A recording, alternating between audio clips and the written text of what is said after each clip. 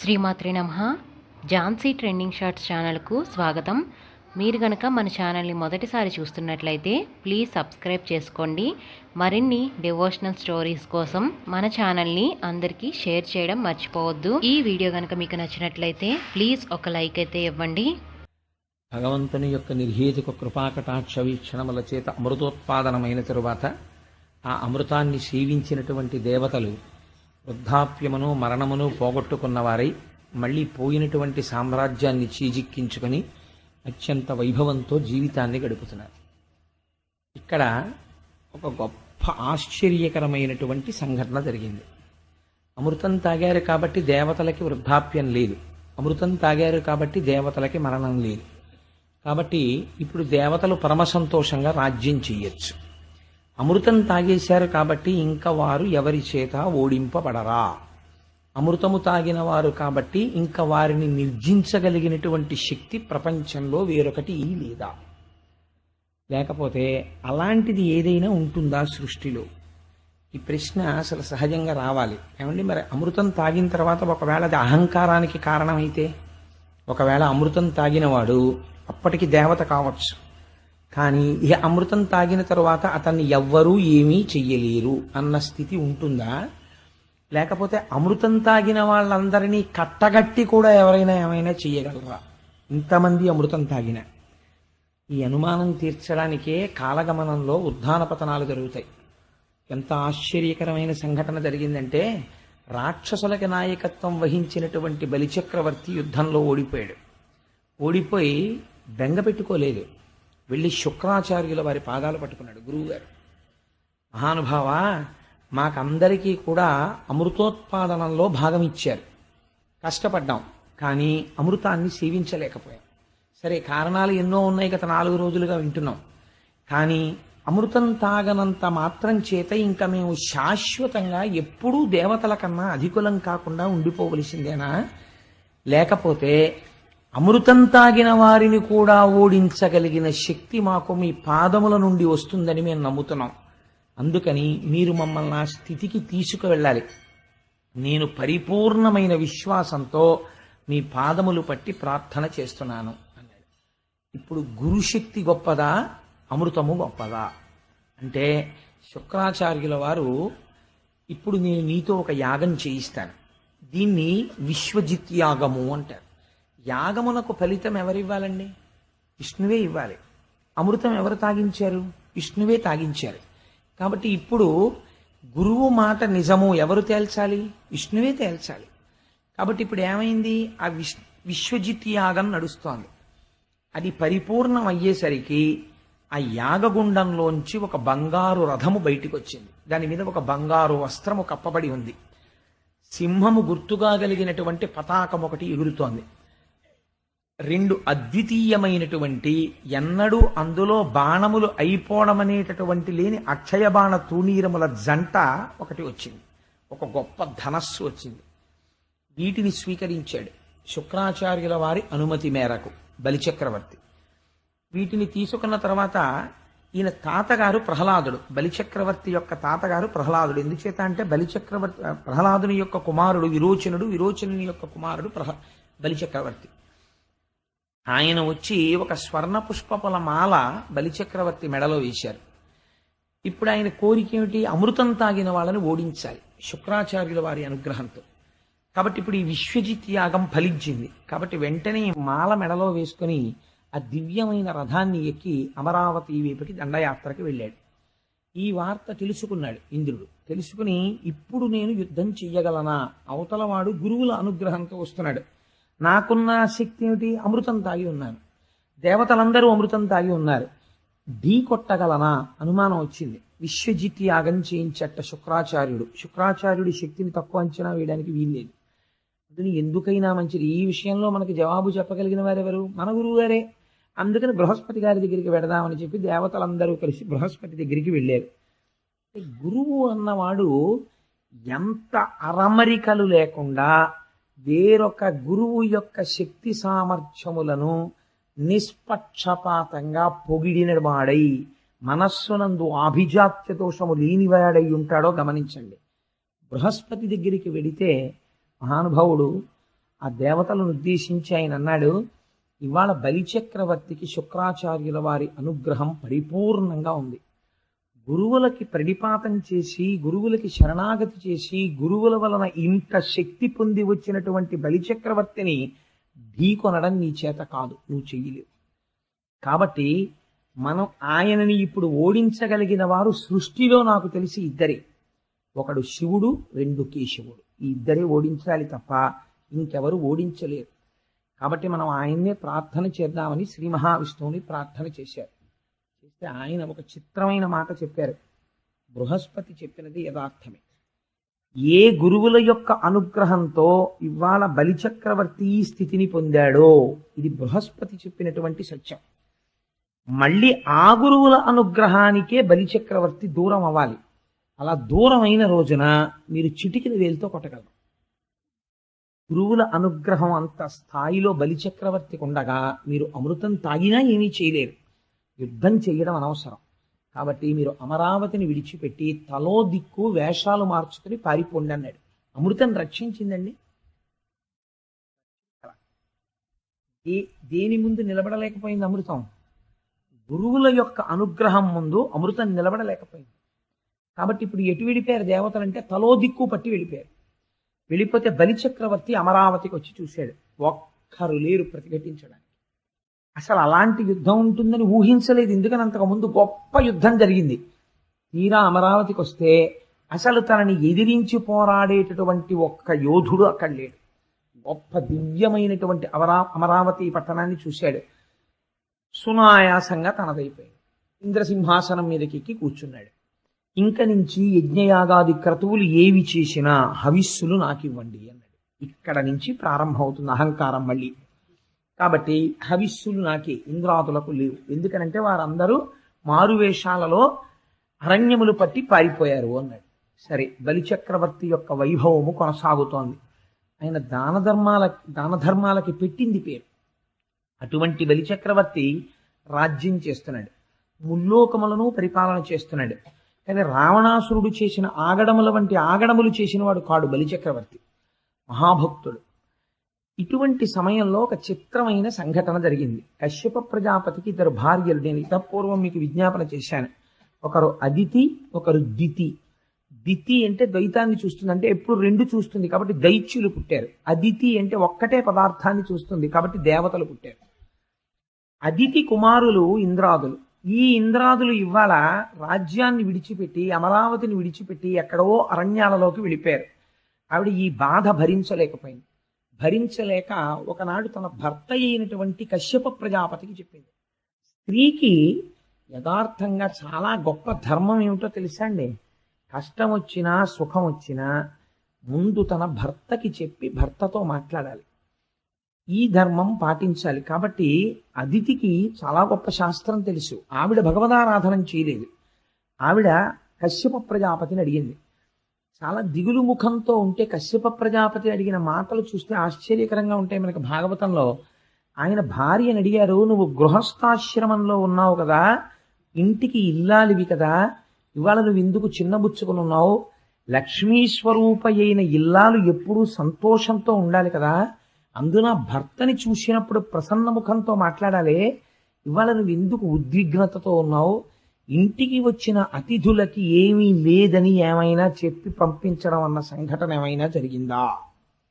ఇంటికి అతిథి వచ్చినప్పుడు గృహస్థాశ్రమంలో ఉన్నవాడు ఒకవేళ ఆర్తితో వస్తే వాళ్ళకి పెట్టడం విషయంలో ఎంత జాగ్రత్తగా ఉండాలో చూడండి అని అడిగి, ఎందుకు చిన్నబుచ్చుకున్నావో చెప్పవలసింది.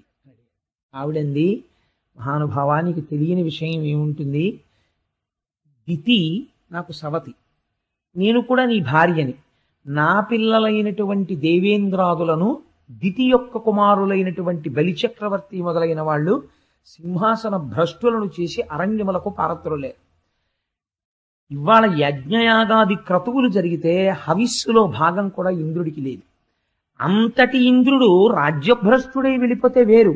అమృతం తాగిన ఇంద్రుడు శుక్రాచార్యుల వారి వైభవం చేత, శుక్రాచార్యుల వారి అనుగ్రహం చేత ఇవాళ ఇంద్రుడు ఏ స్థితిలో ఉన్నాడు అంటే, ఎండకన్నెరుగని ఇంద్రుని ఇల్లాలు పలుపంచలను జాలి పడిన నేడు. అసలు ఎన్నడూ కష్టం అంటే ఏమిటో తెలియనటువంటి శచీదేవి, ఐశ్వర్యానికి మారుపేరైన శచీదేవి, కల్పవృక్షానికి పూసిన పువ్వులు తలలో పెట్టుకునే శచీదేవి ఎవరో ఒకళ్ళ ఇళ్లల్లో దాసీత్వం చేసుకుంటోంది. ఎండకందెరుగని ఇంద్రుని ఇల్లాలు పలుపంచలను జాలిపడెను నేడు, త్రిభువన సామ్రాజ్య విభవమ్ము కోల్పోయి దేవేంద్రుడు అడవుల తిరిగే నేడు, అమరులకు ఆధారమవు అమరావతి అసురుల కాటపట్టయ్య నేడు, యాగభాగమెల్ల అతడాహరించును కడకి దేవతలకొక్క కడియ నీడు, బలి జగములనెల్ల బలియుచునున్నాడు వాని అనప ఇంద్రునకు అసాధ్యంబు అగును. ఇవాళ ఇంద్రుడి యొక్క పరిస్థితి ఏమిటంటే అరణ్యములు పట్టి పారిపోయాడు. ఇంద్రుని కుమారులైనటువంటి జయంతుడు మొదలైనటువంటి వారు శబరార్భకుల వెంట తిరిగేనేడు. ఎక్కడో అరణ్యంలో తిరిగేటటువంటి బోయజాతికి చెందినటువంటి పిల్లలతో కలిసి ఆడుకుంటున్నారు గుర్తుపట్టలేని విధంగా. అందుకని అమరులకాధారమవు అమరావతి అసురుల కాటపట్టయ్యనేడు. అమరులందరూ కూడా ఉండవలసినటువంటి అమరావతి ఇవాళ రాక్షసులకి చీచిక్కింది. బలి జగములనెల్ల బలియుచునున్నాడు వాని గెలువరాదు వాసవనకు. ఇవాళ ఇంద్రుడు బలిచక్రవర్తిని గెలవలేకపోతున్నాడు. యాగభాగమెల్ల అతడు ఆహరించును కడకి దేవతలకొక్క కడియ నీడు. యాగభాగం అంతా బలిచక్రవర్తి తింటున్నాడు, ఇంద్రాదులకి ఒక పిడచ కూడా పెట్టట్లేదు. ఇలాంటి స్థితిలో మళ్ళీ నా కుమారులకు తిరిగి వైభవమును ప్రకాశింపచెయ్యి.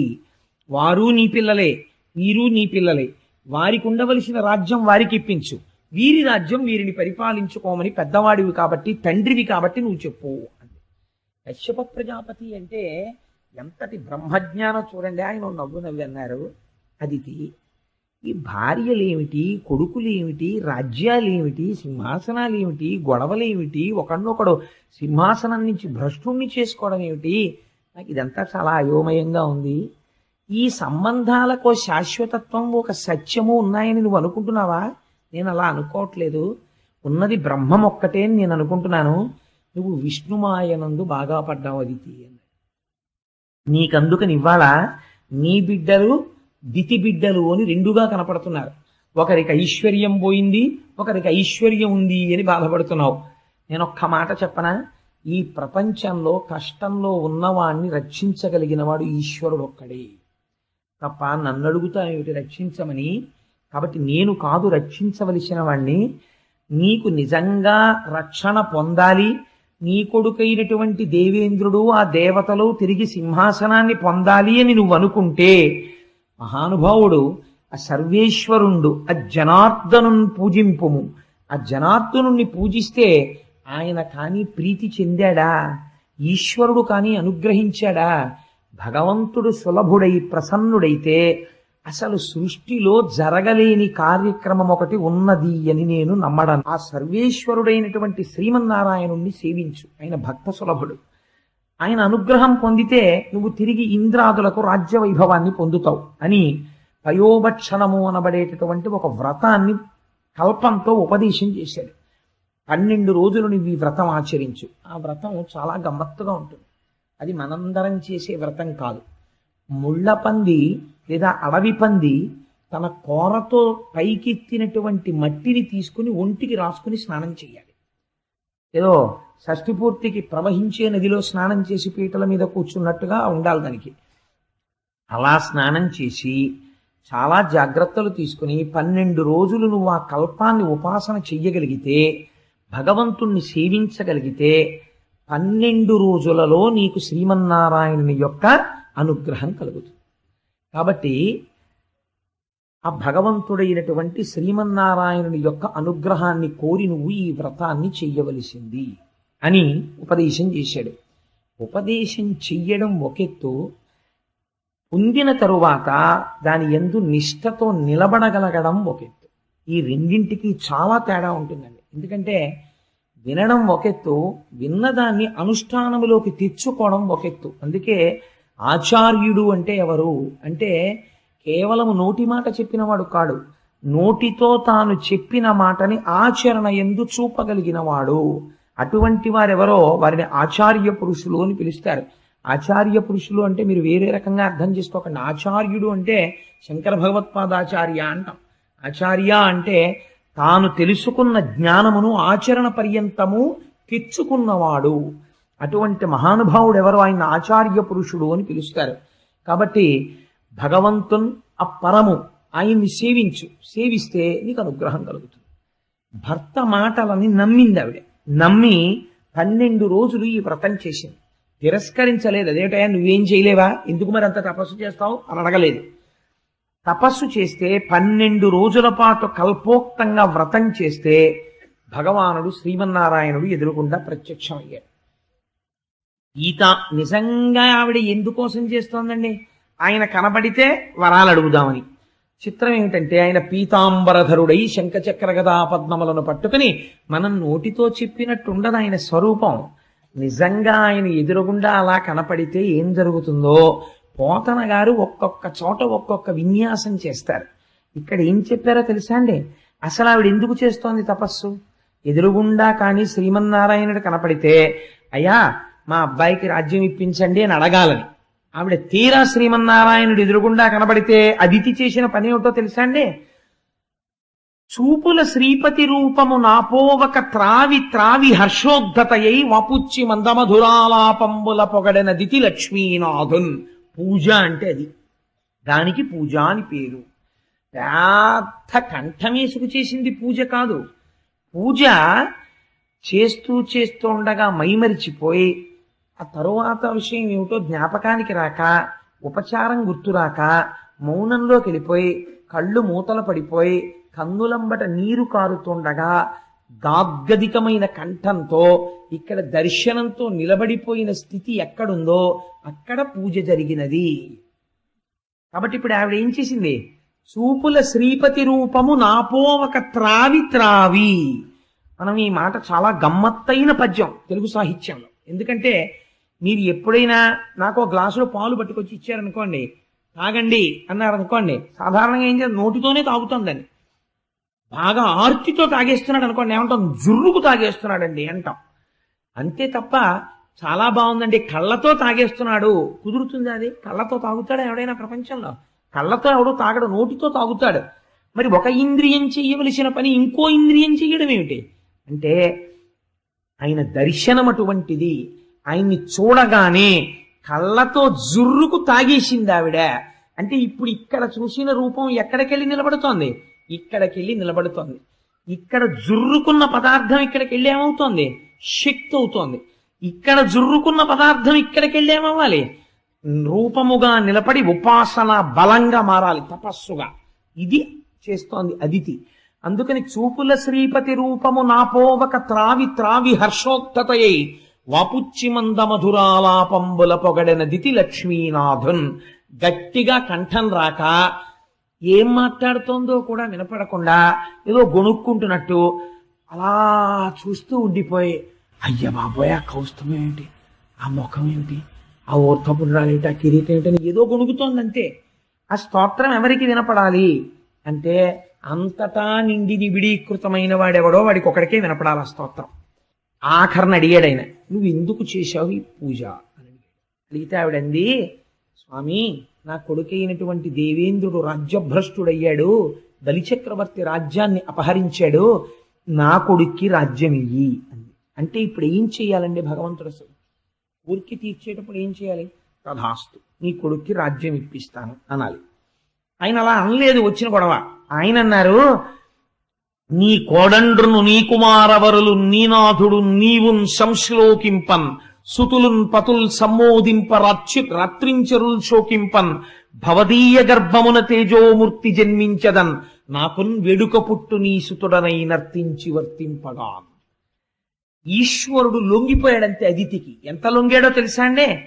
అమ్మా నీ కోడండ్రును నీ కుమారవరులు, నీ కొడుకు ఇంద్రుడు, నీ కోడలు శచీదేవి బాధపడుతోందంటున్నావు కదా, వాళ్ళు సంతోషించేటట్టు, నీనాథుడు భర్త మాట నమ్మకంతో విన్నావు కదా, నీ భర్త పొంగిపోయేటట్టు, నీవు సంతోషించేటట్టు నేను తప్పకుండా నువ్వు అడిగిన పని చేస్తాను. కానీ అమ్మా నాకు ఓ కోరిక ఉంది. ఈశ్వరుడు వరం అడుగుతున్నాడు అదితిని. ఇప్పుడు ఎంత ఆశ్చర్యం చూడండి, వరం అడగడానికి కూర్చున్న అదితిని నారాయణుడు వరం అడుగుతున్నాడు. ఏమని అంటే ఎంత స్తోత్రం చేస్తే ఈశ్వరుడు లొంగుతాడు? జ్ఞానంతో బెత్తలతో లెక్క పెట్టడం కుదరదు. ఇక్కడ నువ్వు పరవశించగలవా పరవశించగలిగితే ఈశ్వరుడు నిన్ను వరమడుగుతాడు. ఏమడిగాడు ఆయన?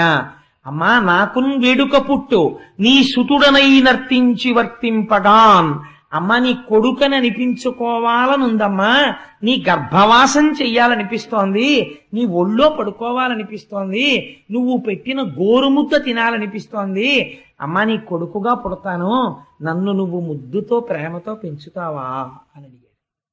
అడిగితే తెల్లబోయి అది తంది, ఇంతకన్నా భాగ్యమా స్వామి? తప్పకుండా.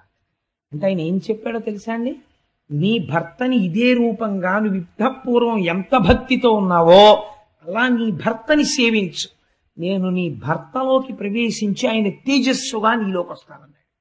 ఎంత యథాపూర్వకంగా పుట్టాడో చూడండి.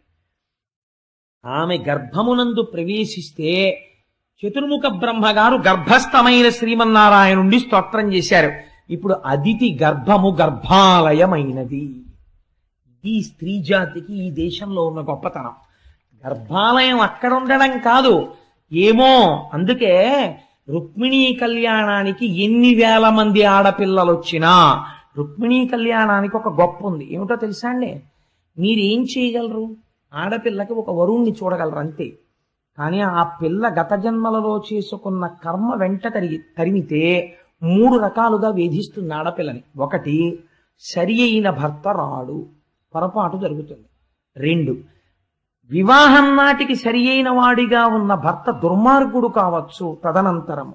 3, అకాలమునందు వైధవ్యమును పొందవచ్చు.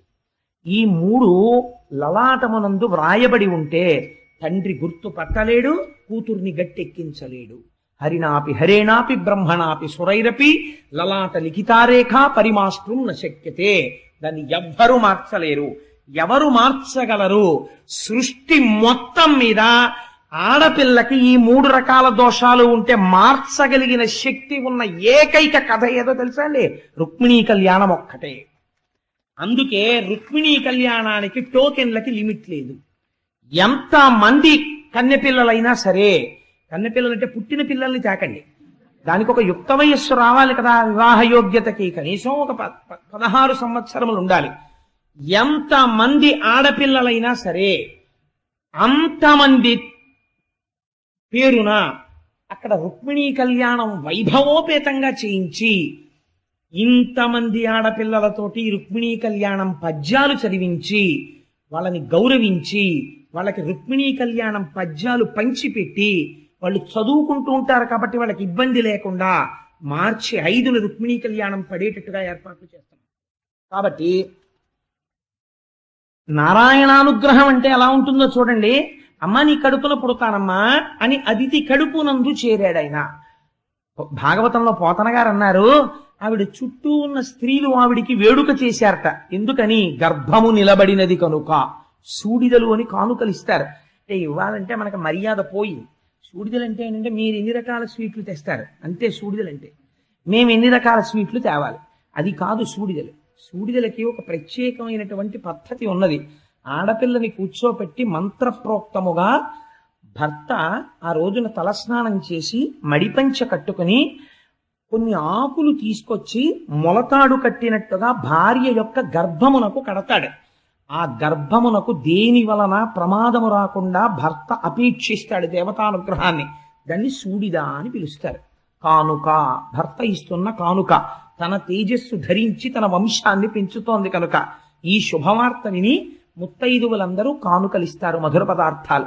దాన్ని సూడిదలంటారు. కానీ మీరు 6 రకాలు తెస్తారా, మీరు 8 రకాలు తెస్తారా?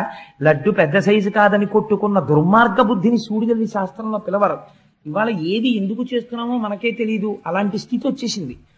కాబట్టి అలా గర్భమునందు మహానుభావుడు ప్రవేశించాడు. తల శరీరము ఏర్పడుతున్నాయి కాబట్టి గర్భము నిలబడినది సూడిదలిచ్చారు. ఇచ్చి అదితిని సేవించారు. ఇలా జరుగుతుండగా మహానుభావుడు ఒకానొక సమయంలో ఆయనే నిర్ణయించుకున్నాడు ఆయన ఎప్పుడు పుట్టాలో కూడా. అమ్మ కడుపులో ఉండవలసినటువంటి కాలము పూర్తయిపోయిన తరువాత మంచి ముహూర్తం చూసుకుని ఆ శ్రావణ మాసంలో 12వ తిథి నాడు అభిజిత్ సంజ్ఞాత లగ్నంబునన్ భువనాధీశుడు పుట్టే మోహనగతిన్ పుణ్యవ్రతోపేతకున్ దివిజాధీశ్వరు మాతకున్ పరమపాతివ్రత్య విఖ్యాతకున్. ఎంత ఆశ్చర్యకరమైనటువంటి ప్రయోగం చేశారో చూడండి పోతన గారు. ఆయన ఎవరు అంటే ఆయన ఈ బ్రహ్మాండములన్నింటికీ కూడా నాయకుడైనటువంటి వాడు. అటువంటి వాడు ఇవాళ ఇన్ని బ్రహ్మాండములు నిండిపోయినటువంటి వాడు ఒక అమ్మ కడుపులో పట్టగలిగినంతటి వాడయ్యాడు. ఇది ఈశ్వరతత్వము. రెండు భిన్నత్వాలు, రెండు ఇమడనటువంటివి ఈశ్వరుడు ఎందుకు ఇముడుతాయి. అలా ఇమడగలిగితే ఈశ్వరుడు అంటారు. అలా ఇమడనిది కేవలము జీవబుద్ధితో ఉండిపోయినవాడు అంటారు. నేను ఇక్కడుండి మా ఇంట్లో ఉండలేను, ఈశ్వరుడు ఉండగలడు. క్షీరసాగర మథనం చేసేటప్పుడు పాలసముద్రం ఒడ్డున ఉంటాడు, క్షీరసాగరంగా ఉంటాడు, కింద కూర్మావతారంగా ఉంటాడు, వాసుకిగా ఉంటాడు, చిలుకుతున్న వాళ్ళల్లో ఉంటాడు, ఇంతమందిగా ఉంటాడు. ఇలా ఉండగలిగిన వాడు కాబట్టి వ్యాపకత్వములు పొందినవాడు విష్ణువు అయ్యాడు, ఆయన నారాయణుడు అయ్యాడు.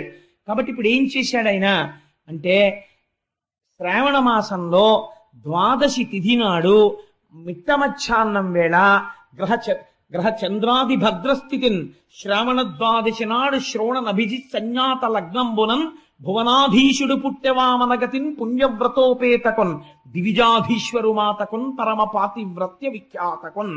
ఆయన పుడుతూనే ఉపనయనం చేసుకోవలసినటువంటి వయస్సు పొందినటువంటి బాలుడిగా జన్మించాడు. పుడుతూ శంఖచక్ర గదా పద్మములతో శ్రీమన్నారాయణుడిగా పుట్టాడు.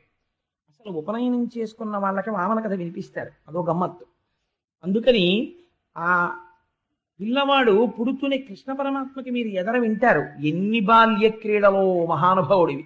వామనమూర్తికి అలా లేవు. శ్రీమన్నారాయణుడిగా దర్శనమిచ్చాడు చిన్నపిల్లవాడిగా. అదితి స్తోత్రం చేసింది, కశ్యప ప్రజాపతి స్తోత్రం చేశారు. చేసి చెయ్యగానే ఆయన వెంటనే తన రూపాన్ని ఉపసంహారం చేశారు. ఉపనయనం చేసుకునే వయస్సు ఉన్నటువంటి వటువుగా మారిపోయారు, బ్రహ్మచారిగా. అంటే ఓ 8 సంవత్సరముల పిల్లవాడిగా మారిపోయారు. ఇంచుమించుగా మారిపోయేటప్పటికీ చిన్న పిల్లవాడు చక్కగా ఉపనయనం చేసుకునే వయస్సు వచ్చేసింది. కశ్యప ప్రజాపతిని ముందు పెట్టుకుని ఋషులందరూ వచ్చారు. ఆ ఉపనయనం వయస్సు వచ్చేటప్పటికి ఆ పిల్లవాడిని చూసుకుని పొంగిపోయిందిట. అది పొంగిపోయి, నన్ను కన్న తండ్రి నా పాలి దైవమా నా తపప్పలంబన కుమార నాదు చిన్ని వడుగ నాకుల దీపక రగదయ్య భాగ్యరా శివగుచు అని పిలిచింది. ఓ ఒడుగు చేసుకునే వయస్సు ఉన్నటువంటి వటువా, రారా, ఎంత అదృష్టం రా నాన్న, నిన్ను బ్రహ్మచారి అవుతున్నావు, నిన్ను నేను ఇలా చూస్తున్నాను రా అని పొంగిపోయి అదితి ఆహ్వానం పలికిందిట. పలికితే కశ్యప ప్రజాపతి ఆయనకి కౌపీనం ఇచ్చారు, లేదా కశ్యప ప్రజాపతి ముంజగడ్డితో చేసినటువంటి మొలత్రాడుని ఇచ్చారు. తల్లి అదితి కౌపీనం ఇచ్చింది. సాక్షాత్తుగా చతుర్ముఖ బ్రహ్మగారు కమండలాన్ని ఇచ్చారు. సరస్వతీదేవి అక్షమాలనిచ్చింది, జపమాలని. సూర్య భగవానుడు ఆదిత్య మండలంలోంచి కిందికి దిగి గాయత్రి మంత్రాన్ని ఉపదేశం చేశాడు. చంద్రుడు చేతిలో పట్టుకునేటటువంటి మోదుగు కర్రతో కూడినటువంటి దండాన్ని ఇచ్చాడు. ఇంతమంది ఇన్ని ఇస్తే కృష్ణాజినంతో కట్టుకునేటటువంటి నల్లటి జింక చర్మం ఒకటి కట్టిస్తారు. ఆ నల్లటి జింక చర్మాన్ని దేవతలు పట్టుకొచ్చి ఇచ్చారు. యజ్ఞోపవీతాన్ని పట్టుకుని దేవతల యొక్క గురువు అయినటువంటి బృహస్పతి వచ్చాడు. వీళ్ళందరూ ఉపనయన మంత్రాలతో ఈ పిల్లవాడికి సంస్కారాలన్నీ చేశారు. చేసిన తరువాత భిక్షాపాత్రిక నిత్యను యక్షేషుడు వామనునకు అక్షయమనుచున్ సాక్షాత్కరించి పెట్టెను భిక్షునకు భవాని పూర్ణ భిక్ష నరేంద్ర. ఆయనకి సాక్షాత్తుగా కుబేరుడు భిక్షాపాత్రిక నిత్యను. ఉపనయనం చేసుకున్నటువంటి వటువు భిక్షకి వెడతాడు. ఆ భిక్షకి వెళ్ళేటప్పుడు చేతిలో ఒక పాత్ర పట్టుకుని వెడతాడు. అందుకని ఆ భిక్షాపాత్రిక నిత్యను యక్షేషుడు వామనులకు అక్షయమనుచున్ సాక్షాత్కరించి పెట్టాను. ఇప్పుడు అందులో అమ్మ భిక్ష వెయ్యాలి. ఆ పాత్రలో మొదటి భిక్ష వేసే అధికారం అమ్మదే. అలాంటిది మరి ఇప్పుడు ఆయనకెవరు వేయాలి భిక్ష అంటే భవాని పూర్ణ భిక్ష నరేంద్ర. పరమశివుని యొక్క ఇల్లాలైనటువంటి పార్వతీదేవికి భవానీ అని పేరు. భవానీ అని ఆవిడ స్థానేశ్వర పీఠానికి అధిదేవతగా ఉంటుంది. లోకములనన్నిటినీ పోషించే రూపం కాబట్టి భవానీ అని పేరు. అందుకని ఇప్పుడు అమ్మ మొదటి పోషణ చేస్తుంది. అందుకని ఆవిడ తల్లిగా దిగి వచ్చి మొట్టమొదటి భిక్ష ఆ వటువుకి ఇచ్చింది. ఇక్కడ మనకు ఒక గమ్మత్తు ఉంటుంది. ఆనాటి నుంచి ఈనాటి వరకు ఉపనయనానికి ఇదే సంప్రదాయం. ఆనాడు ఏవి ఇచ్చారో ఇప్పటికీ ఉపనయనంలో అవే ఇస్తారు. క్రతువులో మార్పు ఉండదు. ఇవి ఎందుకు ఇస్తారు అంటే పసుపులో ముంచి ఆరవేసినటువంటి బట్ట కట్టిస్తారు పిల్లవాడితోటి 16 రోజుల పండగ వరకు. ఎందుకో తెలుసా అండి అలాగా పసుపులో ముంచిన బట్ట కడతారు? చాలా మంది తెలియక ఇవన్నీ అర్థం లేని ఆచారాలండి అంటుంటారు. బృహస్పతి అని దేవగురు ఉన్నారు. ఆయన వల్ల విద్య ప్రకాశిస్తుంది మనకి. ఆ విద్యా ప్రకాశమునిచ్చేటటువంటి గురుగ్రహానికి అత్యంత ప్రీతిపాత్రమైన రంగు పసుపు. జ్ఞానాన్ని ఇవ్వగలిగినటువంటి శ్రీమన్నారాయణుడు పీతాంబరధారి అయి ఉంటాడు. పసుపులో ముంచిన బట్ట కట్టుకు కూర్చుంటే ఒకటి మంగళప్రదం, 2 గాయత్రీ మంత్రోపాసన ఎందు సిద్ధి కలుగుతుంది, తొందరగా జ్ఞానం కలుగుతుంది. ఇతపూర్వం లేని విధంగా 3 పూట్ల స్నానం చేసి సంధ్యావందనం చేస్తాడు. చేసేటప్పుడు ఒంటికి పట్టినటువంటి చెమట చేత చర్మరోగాలు రాకుండా పసుపు కాపాడుతుంది. వైద్యంలో పసుపు క్రిమి సంహారకం. అందుకని పసుపులో ముంచిన బట్ట కడతారు. కట్టి ఆ పిల్లవాడికి చేతిలో మోదుగ కర్రతో చేసినటువంటి దండం చేతిలో పెడతారు. ఇవాళ మనం ఎందుకు పట్టుకుంటున్నాం మనకే తెలియదు. కర్ర పట్టుకుంటే వెంటనే మనిషిలో ఒక వ్యగ్ర బుద్ధి ఏర్పడుతుంది. కర్ర చేతిలో పట్టు కాసేపు కూర్చున్నాడు అనుకోండి, దేన్నో దాన్ని ఇలా ఇలా కాసేపు కొట్టాలనిపిస్తుంది. అలా కొట్టడం మొదలెట్టాక ఏదో జంతువుని కొట్టాలనిపిస్తుంది, మనుషుల్ని కొట్టాలనిపిస్తుంది. ఓసారి అయితే రామాయణంలో చెప్పాను ఈ కథ, మీకు గుర్తుందో లేదో, ఒక మహాతపస్వి హంతకుడైపోయాడు. ఒక కర్ర ఇచ్చి వెళ్ళిపోతాడు, ఒక కత్తి ఇంద్రుడు. కాబట్టి ఆ కర్ర మనిషిని పాడు చేసేస్తుంది. మరి అటువంటిది కర్ర ఎందుకు ఇస్తారండి, దండం ఎందుకు ఇస్తారు బ్రహ్మచారికి? వాడు వృద్ధిలోకి రావలసిన వాడు కదా. అంటే ఏ కర్ర పడితే ఆ కర్ర చేతిలో పెట్టకూడదు, మోదుగ కర్ర చేతిలో పెడతారు. మోదుగకి అధిష్టానం చంద్రుడు. చంద్రమా మనసోజాత. ఆ కర్ర చేతిలో పట్టుకుంటే మనస్సు సత్వగుణ ప్రధానమై ఈశ్వరాభిముఖాన్ని పొందుతుంది. అందుకని మోదుగ కర్ర పట్టిస్తారు చేత్తోటి. అరణ్యానికి వెళ్ళినప్పుడు గురువుల దగ్గర చదువు నేర్చుకునేటప్పుడు క్రూర మృగాలో, ఆవులో, మేకలో, పావులో వస్తాయి. వాటిని కొట్టడానికి ఉపయోగపడుతుంది. హింసాకార్యమునందు బుద్ధి మొలకెత్తకుండా ఉంటుంది. అందుకని చేతిలో ఆ మోదుగ కర్ర పెడతారు. పెట్టి కౌపీనం పెడతారు. కౌపీనం పెట్టడం వెనకాతల రహస్యం ఏమిటో తెలుసా అండి? బ్రహ్మచారి నుంచి సన్యాసి వరకు కౌపీన ధారణం చేస్తారు. మనిషి శరీరంలో ఉన్నటువంటి తేజశక్తి అధోముఖంగా వెళ్ళిపోకుండా దాన్ని ఓజోశక్తిగా గొప్ప బ్రహ్మవర్చస్సుగా మారుస్తుంది. అందుకని కౌపీన ధారణం చేయిస్తారు. చేయించి తర్వాత కృష్ణాజినం కడతారు. నల్లటి కృష్ణజింక మృగాన్ని ఒంటికి చిన్న ముక్కైనా సరే కడతారు.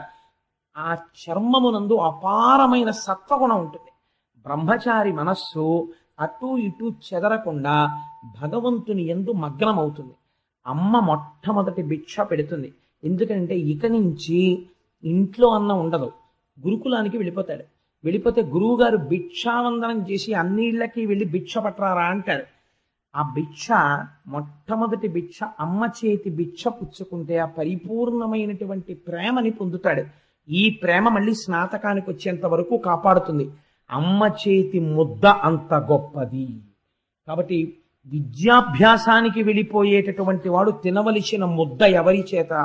అమ్మ చేతి ముద్దే తినాలి భిక్షాపాత్రలో. అందుకే బియ్యంతో కలిపి వేస్తారు. అసలు ఉపనయనానికి భిక్షకెళ్ళే వాళ్ళు ఒక పెద్ద దోషం జరుగుతుంది. ఏంటో తెలుసా అండి? మనం చేసేవన్నీ తప్పు పనులే. మనం చాలా గొప్ప పనులు చేసామని మనం అనుకుంటాం. అక్కడికి వెళ్ళి భిక్ష వేస్తాం వటువుకి. వటువుకి భిక్ష వేసేటప్పుడు ఏదో వెండి గిన్నె, ఓ ఉద్ధరణం ఏదో పట్టుకెడతారనుకోండి, అది వేరు విషయం. డబ్బులోను ఆయనకి వెయ్యవలసింది ప్రధానంగా ఆయన శరీర పోషణకి ఏదో ఒక పదార్థం బియ్యం వేస్తారు. బియ్యం ఇంటి నుంచి పట్టుకెళ్ళిన వాళ్ళు ఉంటారా? భిక్ష మీరు వేసిన వెండిగింది కాదు. బ్రహ్మచారి వెండిగిన్ని లట్టుకుని గురుగారి దగ్గరికి పెడతాడేంటి? అవి కాదు కావలసింది. మీ ఆశీర్వచనంతో మీరు ఆయనకి భిక్షాపాత్రలో వెయ్యాలి. ఆ బియ్యం వేసేటప్పుడు దక్షిణ కలుపుతారు, కానుక కలుపుతారు. అది అతనికి పనికొచ్చే కానుక వెయ్యాలి తప్ప బ్రహ్మచారికి ఏవి పడితేవి కానుకలుగా వేయకూడదు. కాబట్టి ఏమైంది? బియ్యం వాళ్ళింట్లో బియ్యం పట్టుకెళ్ళి వాళ్ళింట్లో భిక్షేస్తారు వటువుకి. నీదేమి ఇచ్చావు వటువుకి? వాళ్ళింట్లో బియ్యం ఇవ్వడం నువ్వు పట్టుకెళ్ళాలి. నువ్వు పట్టుకెళ్ళి ఉపనయనానికి వెళ్ళినప్పుడు నువ్వు వెయ్యాలి బియ్యం. అంతేకాని అంటే వీడో పెద్ద యాచకుడు, వీడు భిక్ష వెయ్యడానికి వెళ్ళి వాళ్ళ ఇంట్లో భిక్ష పుచ్చుకుంటాడు. కాసిన బియ్యం ఇవ్వండి అని అడిగి పుచ్చుకొని భిక్ష వేస్తుంటారు. అంటే అసలు శాస్త్రం ఏం చెప్పింది అన్న మర్యాద పోతుంది, పక్కకి పోయి ఇదంతా ఒక కృతకమైన ఏర్పాటు కింద జరిగిపోతుంటుంది యాంత్రికంగా. ఎంత మర్యాదగా మాట్లాడుతున్నారో చూడండి. నారాయణుడంతటి వాడు ఉపనయనం చేసుకుంటే బ్రహ్మచారిగా నిలబడితే ఎంత జాగ్రత్తగా ప్రవర్తించాడో చూడండి. భిక్షాపాత్రిక నిత్యను యక్షేషుడు వామనునకు అక్షయమనుచున్ సాక్షాత్కరించి పెట్టెను భిక్షునకు భవాని పూర్ణ భిక్ష నరేంద్ర. ఆ భవాని అమ్మ వచ్చి పూర్ణ భిక్ష పెట్టింది. ఇవి తీసుకుని మహానుభావుడు బయలుదేరాడు. ఎక్కడికి బయలుదేరాడు అంటే ఉపనయనంలో అనేక మంది బ్రాహ్మణులు వచ్చారు ఆశీర్వచనం చేయడానికి. ఈ వచ్చినటువంటి బ్రాహ్మణులందరినీ ఒక మాట అడిగాడు. ఏమయ్యా, మీ అందరికీ భూరిదానములు చేస్తూ ఇంత గొప్ప దాత ఎక్కడున్నాడు అన్నట్టుగా దానములు చేసి యజ్ఞయాగాది క్రతువులు చేసేవాడు ఎవరైనా ఉన్నాడా అని అడిగాడు. అంటే ముందు ఈ కీర్తిని పొందినవాడా అపకీర్తిని పొందినవాడా, తాను రక్షించాలా, తానేం చెయ్యాలి అంటే ఆ వచ్చిన బ్రాహ్మణులు అన్నారు, దానమునకు పెట్టినది పేరు బలిచక్రవర్తి. నర్మదా నది దాటిన తర్వాత ఇప్పుడు యాగం చేస్తున్నాడు. నువ్వు బ్రహ్మచారివి, నువ్వు అక్కడికి వస్తే బాగుంటుందన్నారు. ఆయన అవతార ప్రయోజనం కూడా అదే, బలిచక్రవర్తి దగ్గరికే వెళ్ళాలి ఇప్పుడు. ఎందుకని బలిచక్రవర్తిని నిగ్రహిద్దామంటే కుదరదు, యుద్ధం చేద్దామంటే. అదే మాట చెప్తాడు తర్వాత. అందుకని బయలుదేరి ఆ నర్మదా నది